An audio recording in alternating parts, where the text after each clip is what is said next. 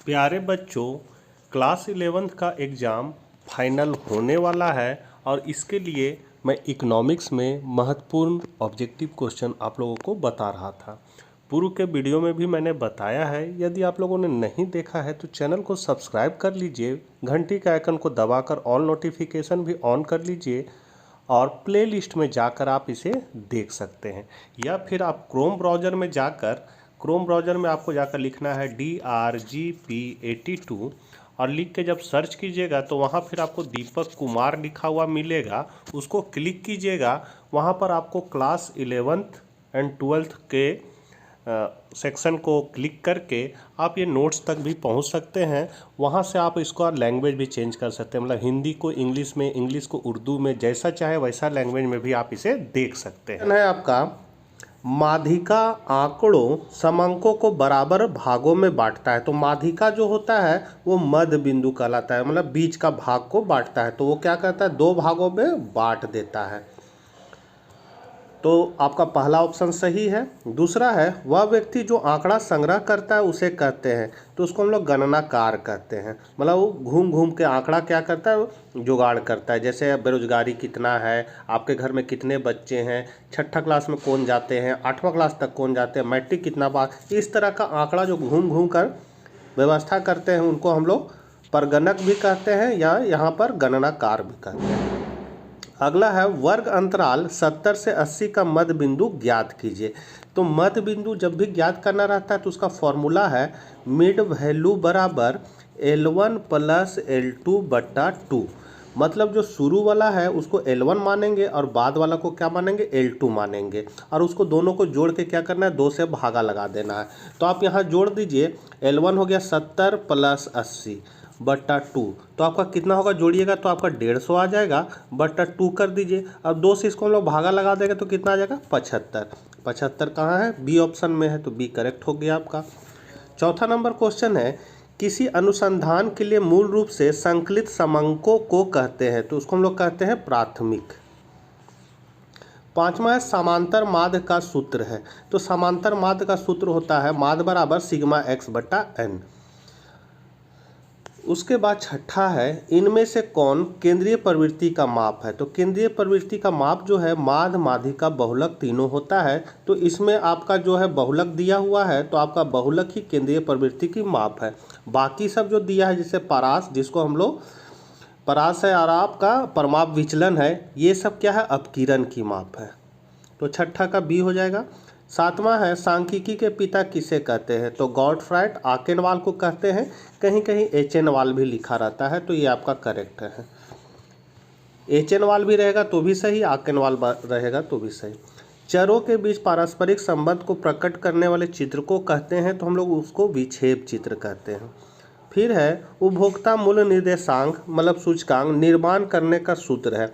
तो ये आपका सूत्र है सिग्मा P1 Q0 बट्टा सिग्मा P0 Q0 इंटू 100। इसको हम लोग लास्पियर का फॉर्मूला भी कहते हैं। इसमें जो P1 आपका है वो आपका जांच वर्ष का मूल्य कहलाता है, और ये जो नीचे P0 देख रहे हैं इसको हम लोग आधार वर्ष का मूल्य कहते हैं, और ये Q0 जो है वो मात्रा को इंडिकेट करता है। तो ये आपका उपभोक्ता मूल्य सूचकांक का फॉर्मूला है, और इसको हम लोग लास्पियर का भी फॉर्मूला कह सकते हैं।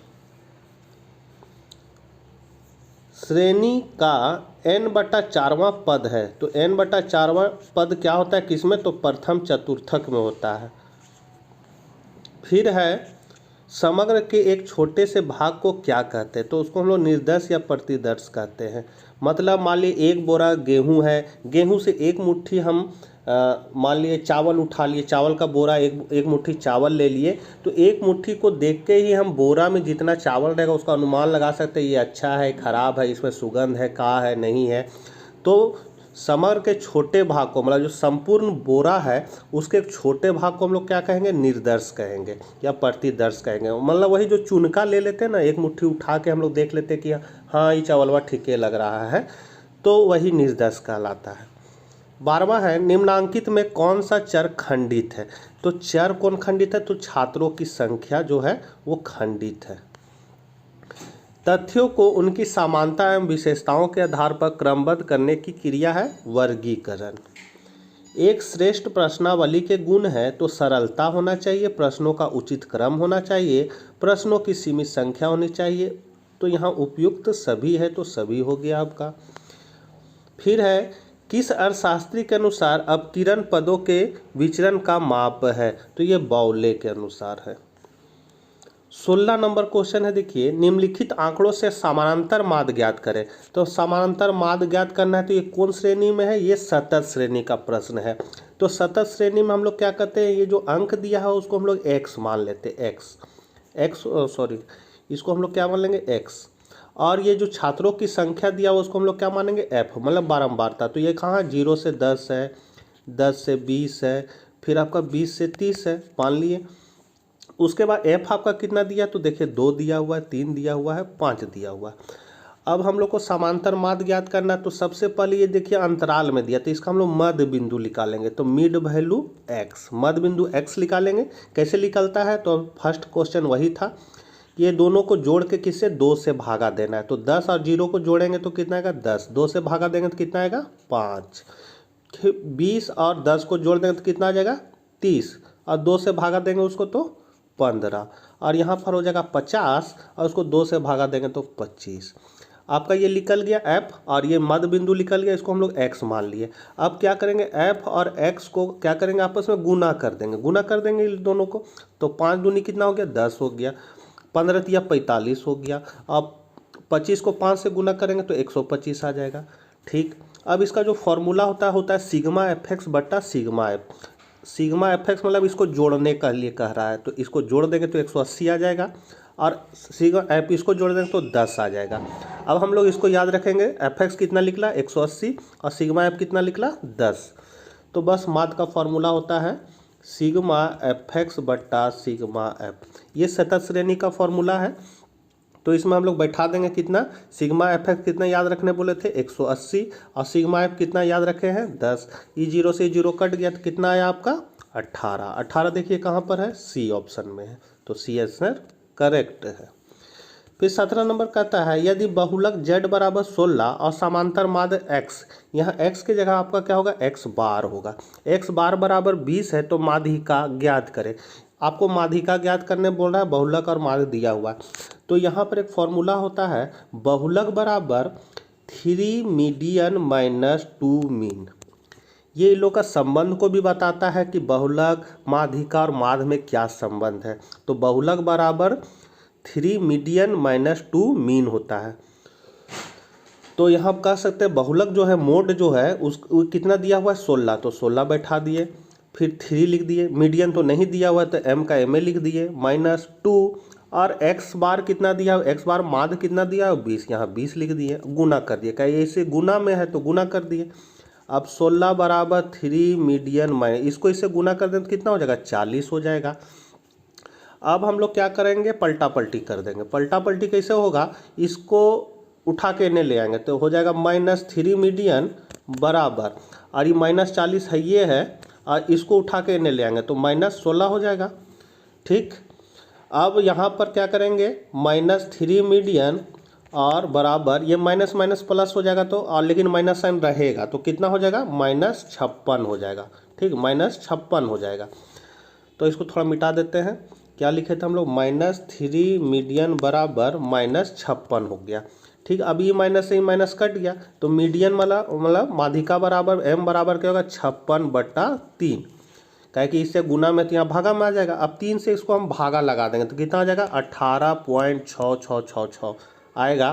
तो यहाँ 18.6 ही है यहाँ पर ऑप्शन में, तो देखिए ए ऑप्शन में क्या है 18.6, तो ये आपका करेक्ट हो गया। 18 नंबर है निर्देशांक के प्रकार है, क्या है, तो उपभोक्ता मूल्य निर्देशांक होता है, थोक मूल्य यहाँ मूल्य हो जाएगा, मूल्य निर्देशांक है, और औद्योगिक उत्पाद निर्देशांक है, तीनों है। इसीलिए आपका सही आंसर क्या हो जाएगा, उपरोक्त सभी। फिर है आपका 19 नंबर, वह ग्राफ जो संचयी आवर्ती वितरण को दर्शाता है उसको हम लोग त्वरण चित्र कहते हैं। जैसे ही जब माध्यिका बनाइए ना तो ऐसे बिंदु बिंदु वाला है, सब बिंदुओं को जब मिलाएंगे ना तो हमको त्वरण चित्र प्राप्त होगा। तो यही हो गया 19 का ए। भारतीय सांख्यिकी संस्थान कहाँ स्थापित है, तो यह आपका चेन्नई में स्थापित है। विश्व बैंक को किस अन्य नाम से जाना जाता है? तो IBRD के नाम से जाना जाता है। और IMF को हम लोग कहते हैं अंतर्राष्ट्रीय मुद्रा कोष। फिर है सरकार द्वारा सार्वजनिक क्षेत्र के समता हिस्सों को निजी क्षेत्र के हाथों में बेचना कहलाता है, तो उसको हम लोग कहते हैं विनिवेश। बी हो जाएगा आपका। मानव पूंजी निर्माण, यहाँ निर्माण लिखा गया, निर्माण हो जाएगा। मानव पूंजी निर्माण में बाधा है, तो क्या बाधा है आपका? तो ब्रेन ड्रेन क्या है? बाधा है। फिर है आपका ऊर्जा के पारंपरिक स्रोत कौन है? तो वाणिज्यिक ऊर्जा और गैर वाणिज्यिक ऊर्जा दोनों है, तो ये सी हो गया। फिर है निम्नलिखित में से कौन सा उद्योग लघु एवं कुटीर उद्योग के अंतर्गत आता है? तो ये आपका हथकरघा उद्योग हो जाएगा। गरीबी रेखा का संबंध है, तो गरीबी रेखा का संबंध सापेक्षिक और निरपेक्ष निधनता दोनों से होता है, इसीलिए इसका सी ऑप्शन हो जाएगा, ए और बी दोनों। कृषि साख के गैर संस्थागत स्रोत कौन है? तो महाजन, ये गैर संस्थागत स्रोत है। बाकी जो है ये सब संस्थागत स्रोत है। आधिकारिक संरचना के दो प्रकार कौन से हैं? तो यहाँ हो जाएगा सामाजिक एवं आर्थिक। 12वीं पंचवर्षीय योजना की अवधि है तो 2012 से 2017। कृषि साख के साधन हैं तो भूस्वामी है, व्यवसायिक बैंक है, ग्रामीण बैंक है, सभ्य है। तो कृषि साख, अच्छा कृषि साख के साधन है, तो कृषि साख के साधन आपका कौन है? तो आपका हो जाएगा कृषि साख का एक महत्वपूर्ण साधन है आपका नाबार्ड। तो यहाँ तो नाबार्ड नहीं दिया हुआ है, लेकिन इनमें से कोई नहीं होना चाहिए। इसमें से हमको लग रहा है ये इनमें से सभी हो जाएगा, यहाँ हो जाएगा इनमें से सभी। मतलब भूस्वामी भी ऋण देता है, उधार देता है, फिर व्यावसायिक बैंक से भी आप उधार ले सकते हैं और ग्रामीण बैंक देता है। फिर है निर्धनता रेखा से नीचे रहने वाले लोगों का अनुपात में अधिक है, कहाँ? भारत में। नवरत्न, यहाँ नवरत्न होगा, नवरत्न। तो नवरत्न क्या है? तो नवरत्न जो है वो है सार्वजनिक उपक्रम है, तो बी ऑप्शन हो जाएगा। चिपको आंदोलन का उद्देश्य किस राज्य के वन का संरक्षण था? तो हिमालय हो जाएगा। किसी देश के आयात एवं निर्यात के अंतर को क्या कहते हैं? तो उसको हम लोग व्यापार संतुलन कहते हैं। नरेगा में कितने दिनों के रोजगार का प्रावधान है? तो 100 दिनों का। नरेगा का नाम बदल कर हो गया महात्मा गांधी रोजगार गारंटी अधिनियम 2005। ये 2005 में ये अधिनियम लागू हुआ था कि हर आदमी को 100 दिन काम करने का अधिकार मिलना चाहिए, तो यहाँ 100 दिन हो गया। वनोन्मूलन का परिणाम है, तो उपरोक्त सभी हो जाएगा। SHG है एक, क्या है? स्वयं सहायता समूह है। निर्माण क्षेत्र अर्थव्यवस्था के क्षेत्र में सम्मिलित होता है, किसमें? तो द्वितीय क्षेत्र। द्वितीय क्षेत्र जो होता है वो निर्माण संबंधी होता है। एक सूचक जो किसी देश के मानव विकास को मापता वह क्या है? HDI है। फिर लास्ट क्वेश्चन, प्रति व्यक्ति आय किस देश में अधिक है? तो चीन में अधिक है। तो ये थे आपके कुछ महत्वपूर्ण क्वेश्चन, एक नज़र जरूर देख लीजिएगा। मिलते हैं नेक्स्ट वीडियो के साथ, तब